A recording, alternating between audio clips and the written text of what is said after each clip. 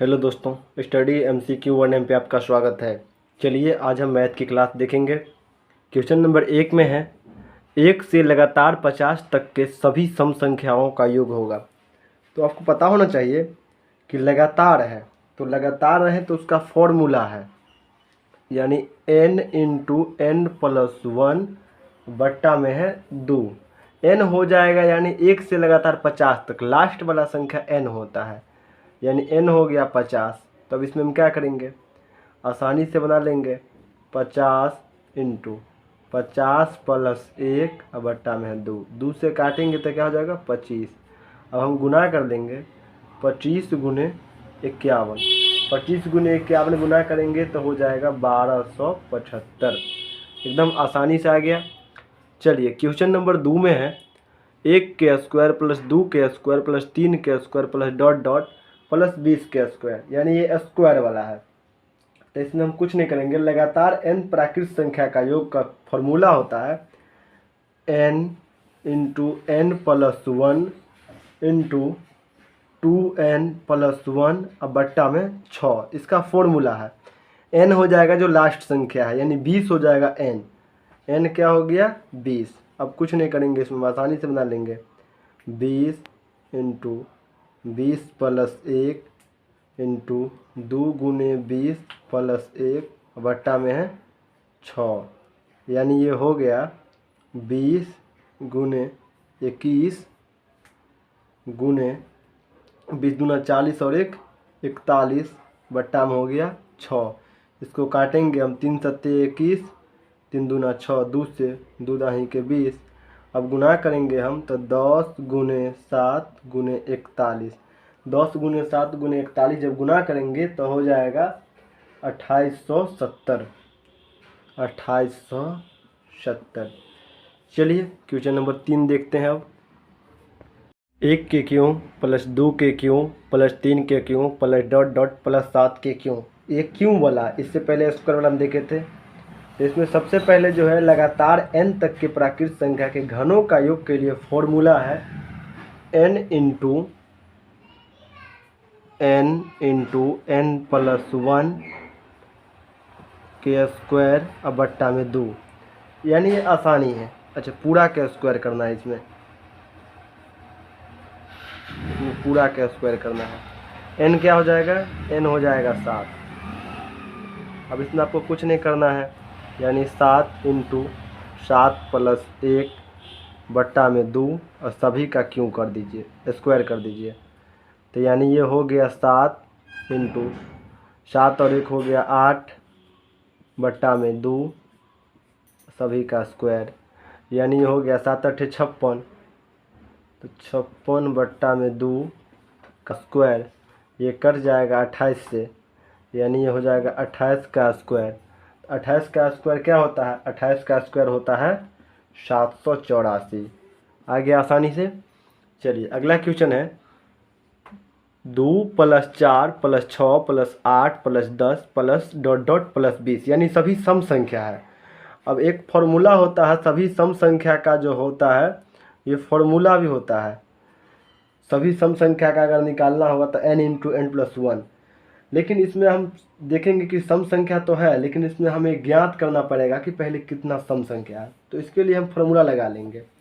सबसे पहले n बट्टा 2 इंटू n बट्टा 2 प्लस 1 अपने आप आ जाएगा, n हो जाएगा 20। तो यहाँ हम लिख लेंगे, यानी 20 बट्टा 2 इंटू 20 बट्टा 2 प्लस 1, ये हो जाएगा 10 प्लस ये भी हो जाएगा, यानी 10 प्लस 1, यानी ये हो गया 10 गुने 11। 11 दाही कितना हो जाएगा 110। और यहाँ पे है क्वेश्चन नंबर 5 में 10 सम संख्या का योग क्या होगा, 10 सम संख्याओं का। तो इसमें तो कुछ नहीं करना है, डायरेक्ट करना n इंटू n प्लस 1, यानी 10 इंटू 10 प्लस 1, यानी ये हो जाएगा 10 गुने 11, यानी ये भी हो गया 110। चलिए क्वेश्चन नंबर 6 देखते हैं। लगातार 10 विषम संख्याओं का योग होगा। अगर लगातार विषम संख्या कह रहा है तो इसका कुछ नहीं करना है, सीधा फॉर्मूला लगा देना है एन स्क्वायर, क्या कर देना है एन स्क्वायर, यानी एन क्या हो जाएगा 10, यानी 10 का स्क्वायर, 10 का स्क्वायर क्या हो जाएगा 100।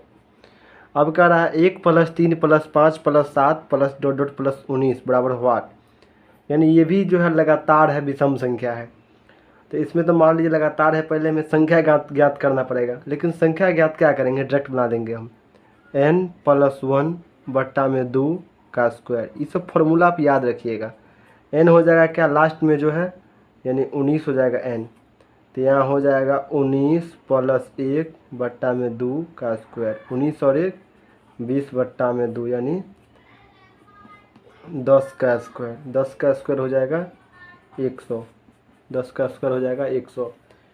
अगला है क्वेश्चन नंबर 8 में है 2 से विभाज्यता का नियम है, यानी 2 से कौन कौन संख्या विभाज्य हो सकता है। याद रखिएगा, एग्जाम में एक ना एक क्वेश्चन यहाँ से जरूर पूछता है, आपको बार बार पूछेगा 11 से, तो 3 से, 9 से, ऐसे कर आता है अधिकतर। लेकिन हम शुरू से आपको बता रहे हैं, पहले 2 से देख लीजिए। 2 से वही संख्या कटेगा जिसके अंत में 0 हो, जिसके अंत में 0 हो या फिर अंत में सम हो, यानी इकाई अंक जो है, अंत का मतलब हुआ इकाई अंक, इकाई अंक जो है 0 होगा या सम होगा तो वो 2 से कट जाएगा। ठीक है, 3 से विभाज्य का नियम है, 3 से वही संख्या कटेगा, 3 से जो है वही संख्या कटेगा जो संख्या का पूर्ण योग 3 से कट जाए। जैसे मान लीजिए 8 7 5 3 2 3 2, इसको जोड़िए 8 7 15 15 5 20 3 23 23 2 25 3 28 28 2 30, यानी 30 है तो 30 कट जाएगा 3 से ना, यानी ये क्या हो जाएगा, ये 3 से कटने वाला संख्या। अगर यहीं पर अगर 29 होता तो ये 3 से विभाज्य नहीं होता, याद रखिएगा। क्वेश्चन नंबर 10 में है 4 से विभाज्यता का नियम है। तो 4 से विभाज्य वही संख्या हो सकता है जिसमें अंतिम 2 अंक, जैसे मान लीजिए 5 2 6 4, इसमें अंतिम 2 अंक, अंतिम 2 अंक 4 से कटना चाहिए। 4 का मतलब दहाई अंक, यानी दहाई अंक अंतिम में जो होगा वो 4 से कटना चाहिए। जैसे 64 है तो 64 कट जाएगा 4 से, 16 मरतबे कट जाएगा ना। उसी प्रकार मान लीजिए 6 9 9 6 96, 96 कट जाएगा 4 से, तो ये 4 से कटने वाला संख्या हो गया।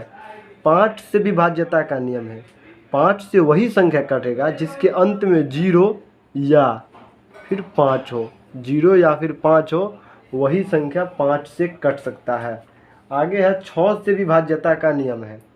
तो 6 से वही संख्या कटेगा जो दी गई संख्या यानी 2 या 3, 2 एवं 3 से विभाज्य हो। 6 से जो है वही संख्या कटेगा, जैसे मान लीजिए 2 6 9 6, 6 जो है 2 से भी विभाज्य है, लास्ट संख्या जो है 2 और 3 दोनों से विभाज्य होना चाहिए। 2 और 3 लास्ट संख्या नहीं, पूरे संख्या, यानी 2 से जैसे मान लीजिए 2 से 6 कटिए जाएगा, और 3 से देखेंगे 6 2 8 8 9 17 36, 3 से नहीं कट रहा है, यानी कि ये 6 से नहीं कटने वाला संख्या है, क्योंकि 3 से वही संख्या कटेगा जो पूरा जोड़ 3 से कटेगा। ठीक है, तो इस प्रकार से मान लीजिए एक हम एग्जाम्पल देते हैं, 73 20 सपोज डे देख लीजिए, 73 20, 73 20 में 2 से कटेगा ही 0 है, और 7 3 10 2 12, 12 3 से भी कट जाएगा, इसीलिए 6 से ये संख्या कटेगा जो 2 और 3 दोनों से विभाज्य हो। अब हम बात कर ले 7 से विभाज्य संख्या। तो 7 से विभाज्य संख्या जो होगा वही संख्या कटेगा 7 से कटने वाला का कोई ट्रिक नहीं है। 7 से जो है, 7 से आपको भाग देकर ही चेक करना पड़ेगा कि 7 से कौन संख्या कटने वाली, इसलिए 7 से भाग देना ही जरूरी है।